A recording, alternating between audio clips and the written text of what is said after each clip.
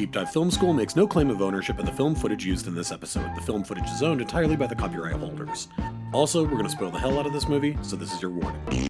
Welcome to Deep Dive Film School! Oh, this week we're going to continue our International Horror Festival with 2017's Tigers Are Not Afraid with our special guest... Pep Manso. Let's dive in. Yeah.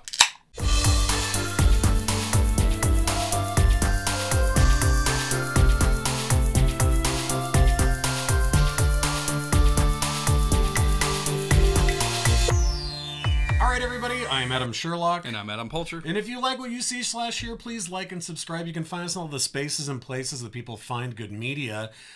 We have festivals, we have 101s, punishment reviews. Scene reviews. Yeah, and we are in the middle of this International Horror Film Festival. That's right, this one was yours. You chose this one. Any reason why? I think it was just I think it's a really interesting movie, and it really kind of flew under the radar. It's really different. I mean, this is a horror festival, but I don't there's horrifying things in this movie for sure, but it's very it makes sense why Del Toro picked it up and wanted to do something with it, because I think that we talk a lot about the way in which genre films can utilize and talk about really complex ideas in very different ways. So did he produce it or something? I don't think I caught that.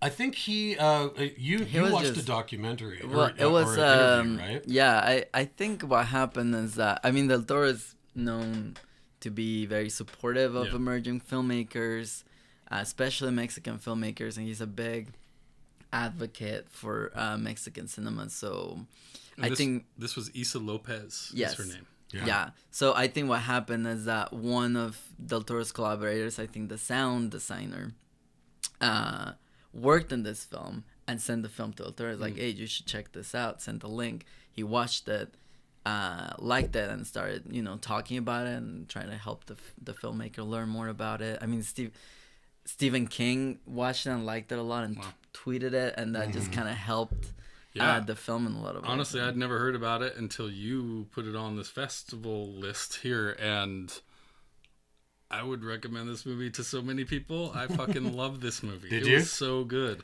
There's so many movies it reminds me of, and little elements, even like the small little blood trail that follows Estrada. That actually, the little... That was like a Donnie Darko thing. Where they're following the blood trail to me is exactly the point I was trying to make a second ago about how genre films can take a complex concept and talk about it in this totally different way, where you're like, oh, the blood followers are home from the school shooting, and you're like, well, that's a little on the nose, and you're like, yeah, but we're also in a fantasy world, so of course you have things that are on the nose. I love how heavy this movie starts.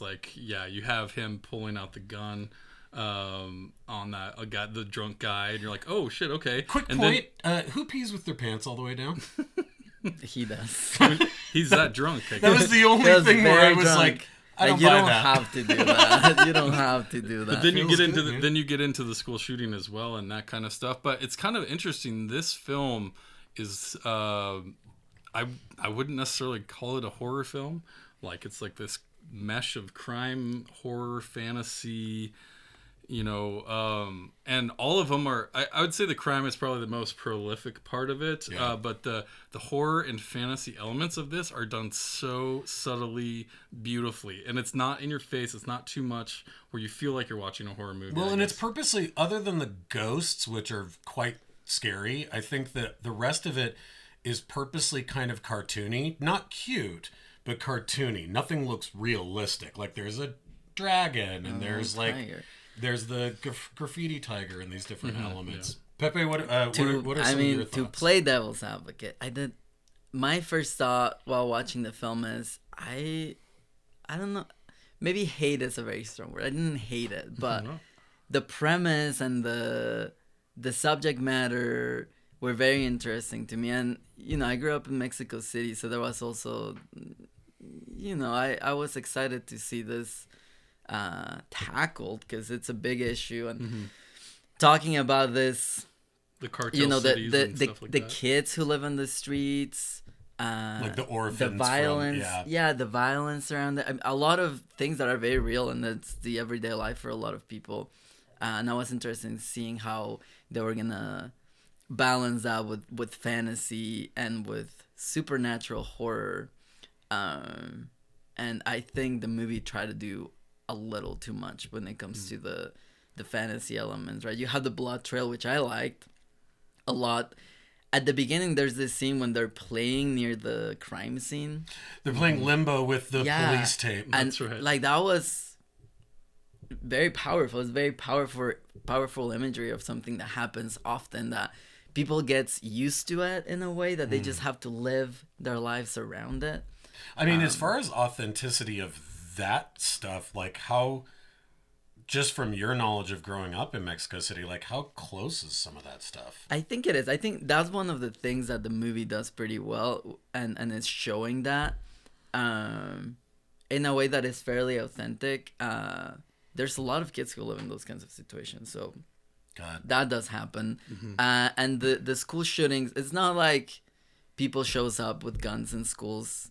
That's mostly a U.S. thing, but in Mexico, it's like the cartels are fighting, and if they happen to be fighting near a school, things like that happen. Yeah, so be it. They don't really care, and kids have to live throughout. People has to be always aware of what's going on, and that doesn't happen as much in Mexico City as it happens in northern border cities. But the film feels to be set in Mexico City. It's a bigger But the problems feel like Juarez, kind of. They feel like so intense.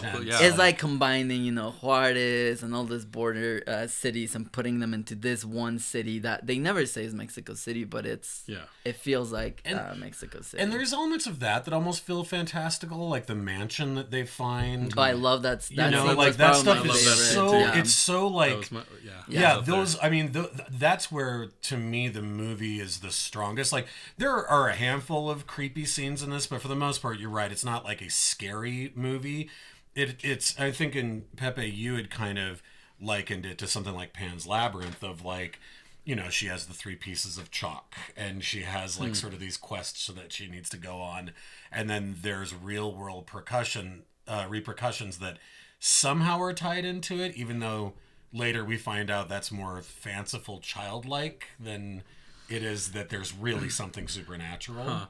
And the way you described this to me was Pan's Labyrinth meets City of God kind of like movie. And I definitely could see the City of God element, although that movie's obviously very stylized, and those kids mostly are choosing to be criminals. Yes. Where these kids are really just more fending for themselves and just trying to survive. It's more like seeing somebody who should still believe in Santa holding a pistol.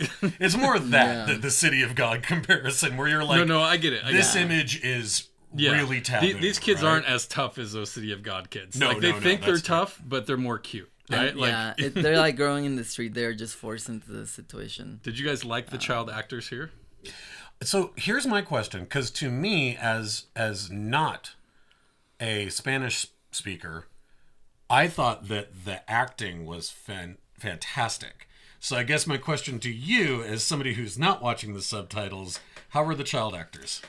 I think they were. I can see how the filmmakers struggled to get them to. I'm gonna rephrase this. I think in Mexico we all grow up around telenovelas. We either watch them, parents will watch them, they'll be in the background. And the acting in telenovelas is if you've seen them, it's just very... To the back row. we're acting for the back row, right? For the cheap seats, Yeah, and it has almost like a musical quality to it. The way they speak is always... I always think about The Simpsons with the guy that's always dressed up in the bee costume. Oh, Dios mío! Just like super over the top. And I think I can... There's moments where you see the kids almost falling there into that, but not quite. Like it showed a little bit that they were really helping them not go there, but they will naturally go there a little bit. But I mean, they're kids. I think they did a pretty good job. I mean, the kid who played Shine, I think, was pretty incredible. So he was able to emote. Just his facial expressions. Yeah, he's good. And you're like, he's like probably 9. Like, he was good. Yeah, most of them, like, it wasn't noticeably like, terrible. No, I thought they were really good. I just was wondering that difference of like, and it's mostly in the dialogue scenes, heavy dialogue scenes where sometimes you see it a little bit, but that was me nitpicking. It's not really.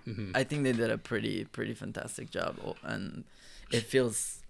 Reminded me more than Pants. I've been reminding me of Devil's Backbone. Oh sure, yeah, sure. I think that's probably the with like the comparison. orphans and it's just a bunch of them. Yeah, I can see that. Mm-hmm. Sherlock, do you want to get into Australia and her mom's relationship here? Yeah, because we really never meet the mom. No, we only just see her starving on her front porch. We get these flashbacks of some of their interactions together, but I thought that, and you know what's so funny is when I watched this the first time, like when I was thinking back to it to watch it this second time, I was so surprised that there is no actual scene of Estrella interacting with her mom. That from the moment that we meet her, she's waiting for her mom to come home and it never happens.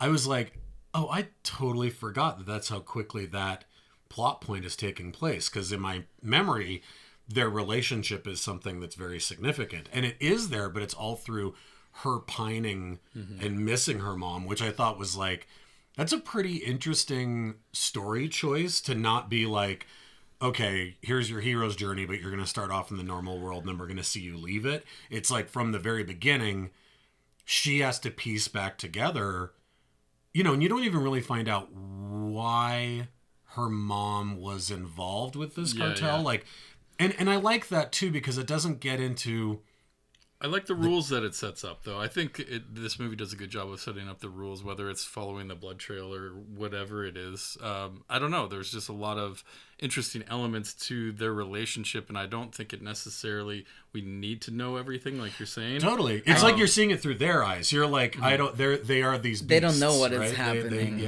or why it's happening. But I think that what lost me a little bit when it comes to the fantasy aspect of it is that it is really hard to pull off something like that. So I really think it's very bold to... I mean, Issa López has made other films before. She's been around for a while, mostly as a screenwriter and then as a director. But most of her films... And I watched some of them before. I knew of some of her films because they're very popular. Mostly comedies and romantic comedies. Okay. So this almost feel like a first-time filmmaker because the subject matter is so different and it's such an ambitious project that I think it tries to do a lot of things, and it just feels like a little convoluted, like trying to do and talk about all these different things at the same time. Yeah, and there's moments where it's like, okay, there's a dragon and there's the tigers and there's a blood trail and there's the 3 wishes and there... there's. I mean, I think I can see that, and I guess that we were talking about this before we started recording, sort of like what it means to watch things upon rewatch. And I think that this time, what I noticed, because the first time around that I saw this, I was trying to keep track of all these things, like what are the rules, right? And it does have these rules that it plays by with the pieces of chalk. I love where she draws on the ground and it stops the blood from going into that I love that room with her, and you're like, is that's the blood the little subtle horror stuff that I'm talking about, and you're like, is the blood a curse, is it her mom, is it PTSD, like is it all those things? But there's all those elements. But I think watching it this time and being able to kind of let that stuff wash over me because I knew what was going to happen, instead I paid attention to the style of the direction here. The Steadicam work is so cool. I don't think there's a single shot in the whole movie that's on a tripod. No. And especially to do that when you have a bunch of motion capture stuff happening with like the graffiti tiger moving around, like following and the wall. Yeah, like I was really looking at that, all of the weird art that the kids make with like doll parts and like old tires and spray paint animation. And all of that, I was like, God, it's gorgeous and feels really unique. And it's funny to hear that she is mainly known for comedies. And I did kind of look through her filmography, and you're right, it's mainly screenwriting stuff with like a sprinkling in here and there of directing. But I'm like, the choices made just from a direction aspect in this, when we're in that sort of like Lost Boys world where they're up on the rooftops, is some of the most like spellbinding and interesting stuff. And there's nothing showy that happens in those moments. We're just kind of hanging out with this group of kids. I do really like that she is really the only one going through the supernatural stuff, and it was just to one character where, again, I what you were saying earlier about how bold some of the things they're trying to do in here, I think that's what I appreciated most about the movie, is that they at least tried it. It may not have been like a home run, but I really enjoyed the movie for the most part and really had fun with it. I really enjoyed this movie. I think I remember the first time around seeing this being a little dizzy about some of the tonality shifts, because, like, spoiler alert, but the cutest child on the planet dies in this movie. Like, Moro is like the cutest little kid, and at one point, he gets shot to death, and that we see him again later in this like brilliant and beautiful moment. But I think that it could really set people off the wrong way, where they're sitting on the swings and he's like telling her they're going to bury me in a minute and I'm cold all over. Yeah. And you're just like, fuck. Yeah. Like, that's heavy, man. Yeah. That was also a moment that I really appreciated, with the moment the swings. And then when they go to this, it's part of this house there's this beautiful round window, and there's grass growing in there, and they just have the kid. Like, there's a lot of very beautiful moments like that. Where did they find that place? I was just like, holy shit, that is awesome. Yeah, and the koi fish that are just in like... Yeah, to me, that is the moment. Where that he house. Dies, where he dies. Yeah, I guess that is a different place. Yeah. But the house with the koi fish and that too. Very the cool. abandoned theater, and when they're playing around. To me, that's the strongest moments of the movie. Where like, okay, this is it. This is... You see the kids being kids after everything that happened. They're still there in this place that feels so magical, but also there's so much decadence in it, right? It's just house falling apart. Yeah, I love it.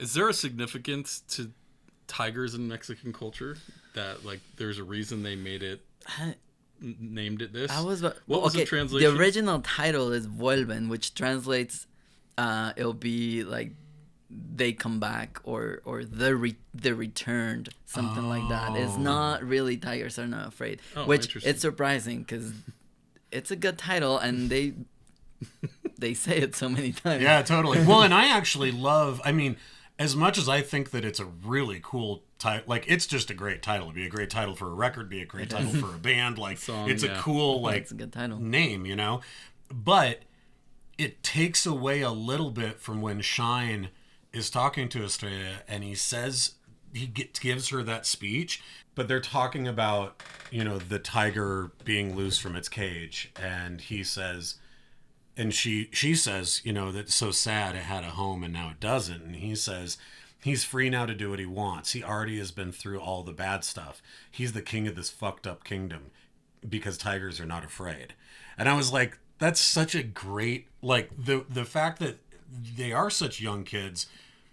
They are talking about their own real world situation, but it's all couched in this magical thinking that little kids do. And sometimes it's really funny when, like, Moro and Pop and some of these other kids are talking about just like, they're all, all the gang members are Satan worshipers and they eat kids and like all this, it's like they get so spun out with all this stuff. But then sometimes when they're talking about finding this house that'll have a pond in it, a soccer field and all this, and then they find it, and it's like, it's so poignant in those moments, like you said, there's like kids being kids, but then they can have these like deeply complex conversations, but instead of talking about themselves and how shitty it is to grow up in a place that's being ravaged by drugs and gangs, it's about princes and warriors and tigers and knights and shining armor and all this kind of stuff. Yeah, for sure. And I think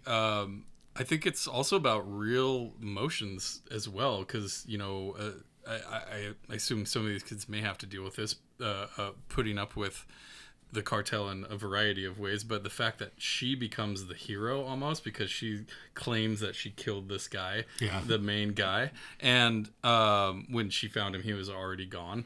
And but she had made the wish. But she claimed it, and you saw her take the wish, which is another cool, like, weird fantasy element. You're like, you believe it, especially with how they edited it here specifically, where they really kind of cut and they show her shooting, but not him necessarily. It was shooting, and so that was really clever. And then, you know, Shine has to kind of like he has to kind of eat some humble pie a little bit, right? And he's like, no way a girl's gonna do my job, kind of thing. And there's some like societal elements and real world stuff that they kind of go through as well that I appreciate. Oh yeah, he's definitely aping some male figure in his life. Oh yeah, to be that like chip on the shoulder, like wannabe badass kid, right? Well, and then the director was talking about how this kid's had a little bit of that dynamic on set, just in real life. They're all the girl came in with this kind of princess attitude, and the boys hated that. And there was a little bit of a rivalry that was rivalry playing in there, and they love it. You know, it works because you see it, which I think is kind of cool. Which also, they talk about how a lot of these kids, like Sheena, for example, he is himself an orphan. Oh, really? The actor is? Yeah, the actor is. And, you know, a lot of the other kids are not necessarily trained actors. Not all of them are. They're just, you know, they audition so many kids. Wow. So they're kind of like, they probably are adding some of their own experiences. Maybe not that they themselves have had, but like, it's probably not a far stretch to be like, and your parents are dead and you live on the street. They're like, sure. That's why he has a burn mark on his face, because they burned his house down and killed his mother. And the reason he's holding onto this phone is just, it's the only picture of his mother. Yeah. And it's just like, but it's also the phone that they take want. A picture yeah, of take that, a picture of the phone. Like send a text or something. I said the same thing when they're running around in that mansion at the end, or wherever they met up. The guy weird like elected. shower and I'm, place or something. Yeah, and I'm just like, put your phone on silent. They keep catching you. Yeah, totally. Yeah. None of you guys know how to use like, it. Don't. I know. There is stupid kids. There's definitely some moments like that of just like, okay, we're gonna look past that. But yeah, no, I wanted to talk about didn't ruin the movie. I wanted to talk about the sets, and just some of the design of these shots, and I kept thinking about and Pepe, I don't know how familiar you are with the filmmaker Peter Greenaway, but it reminded me. So he did A Zed and Two Knots. You remember we reviewed that? But it's like every shot you're like, and that could be something you hang on your wall, and that could be something, because they're so strange looking. And there's this amazing moment where our group of protagonists are in this argument with the older teenage kids who are also orphans, and there's a piano burning in the background, and the strings on the piano are popping in these sort of like punctuated moments of their argument, and I was like, yeah, that feels like a Greenaway moment to me. Yeah, I mean, there's a lot of, like, I can't really hit. I think I was just a little. I had so very high expectations of the movie. And then I was very aware of the things that didn't work. And some of those things might be just like a taste kind of thing. Where like, oh, I would have done different maybe. And I'm not saying I could do better than there, but, you know, it'll be more like, you know, I would have approached that a little different. Like, oh, I wish this was a little... What about the cops when they go to the cops with the phone and show them that, and they're just like, fuck this, I'm out of here. You know, I think me watching it, the first thing I thought is when they see the cops, like, oh, fuck, they're gonna take the kids. The cops are gonna take the kids to the guy, because that kind of stuff happens in Mexico. God. I don't trust cops. Yeah. Wow. Because they're usually on a payroll. Yeah, they're somewhere. on a payroll. They're on a payroll, and in Mexico, corruption is hard to eradicate because corruption is the system. Right. So, I think the movie does very well at showing that these kids are really alone, because without their parents, no one's going to take care of them, because no one wants to look at them. No one wants to talk about what's going on. And there is no institution that's going to help them. Even the police, who's supposed to protect them, they're either going to just stay away from it or be part of the problem. The best thing that happened is that they got scared and drove away. and not that they were actually like, oh, they've been looking for you and we have a photo of you here. I mean, I think that to look at, and I think that Del Toro does this somewhat, but I actually think this movie is different in a way than what, he likes to talk about complex historical things that happen in like politics and war and all these different things, and then add a fantastical element to it.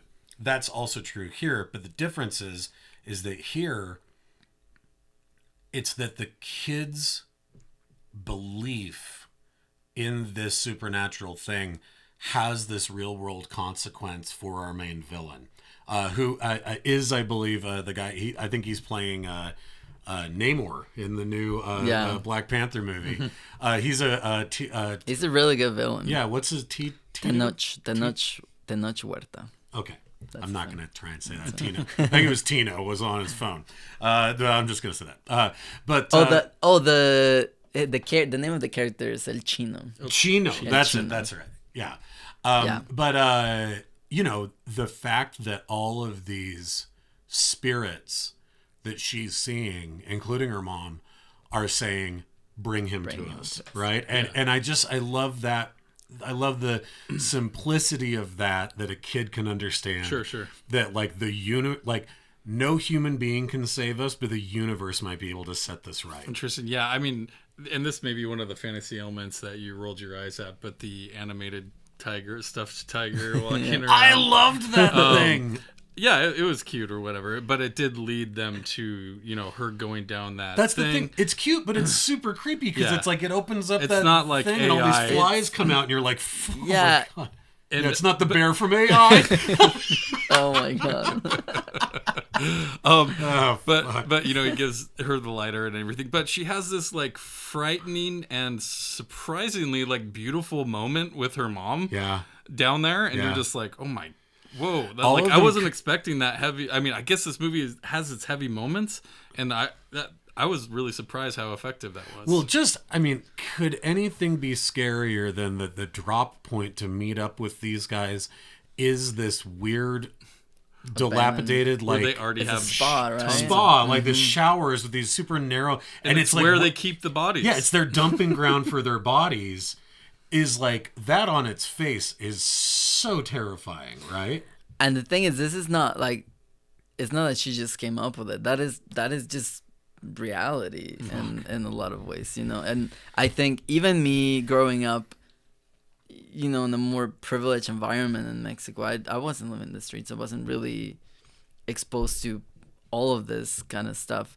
You're still surrounded by hearing about this violence that is going on. You see it in the news all the time, but sometimes it can happen near your neighborhood, right? I mean, growing up, that happened to me where they found a body floating in the river, and a lot of people saw it. Luckily, and I was there when it happened. The police was there, and my mom just gonna try to cover my eyes so I didn't see it because a lot of people saw the body just floating in the river. Jesus. So all these things happen, and I think I appreciate that the movie is showing this reality and that it's getting out there to a broader audience. Because otherwise, these kids are just kind of forgotten, kind of invisible. Yeah. And no one knows that this is... But I guess that's the real horror. That's what I'm wondering is part of what left kind of a bad taste in your mouth about the complexity and where the movie maybe fails in those ways. Like, is it, and I hate to say this because like art is art and everybody gets to do whatever the fuck what they want and that's the way it should be, but is it irresponsible to tackle something this like both nuanced and very real world, like day-to-day experiences for people in this this country through the fantastical? Like, is that maybe part of the feeling? Or I don't think so. I think I think could be a very smart way of approaching it, right? As a fairy tale in a way. I mean, but it's so hard to do. And I think that's why Del Toro is so. Well, he's he's perfected the art he's a of master doing at it. that, Yeah, right? And I think part of it is there is a simplicity to the way Del Toro approaches the genre, even though it's nothing simple, but it makes it feel like it feels organic. Whereas in this one, the fantasy at times felt a little forced to me. Where everything that is not the fantasy works well, but the fantasy elements, sometimes they work very well and sometimes it's like you said, it's a hard balance. Like it's not easy to pull off. So it's gutsy. I mean, I think anytime that you try and do something like that, it's super gutsy. I'm glad it was made though. I'm so glad it was made and that I watched it. Yeah, absolutely. I think and this is a Shudder original, is that right? Like I think that's what I saw. Yeah, I don't know how that works. I don't know if it's like a Netflix thing where it's like somebody's already doing it and then they buy it, they jump in and they say, now it's ours, like they do at Sundance every year. I rented it on Amazon, so you can do that. But great movie. I love discovering new stuff like this, especially you never recommend me things I haven't seen, so that is true. It's very rare. The other way around, so I appreciate that. I will totally watch this again, and thank you, Pepe, for coming on. Really appreciate your time. If you like that movie though, I'll say I recommend. What else? It's not quite fantasy or horror. It's not a genre film, but it uses a little bit of those elements. It's called Sin Señas Particulares. The title in English is, I wrote it down, Identifying Features. Identifying Features. Yeah, okay. 2020, it's such a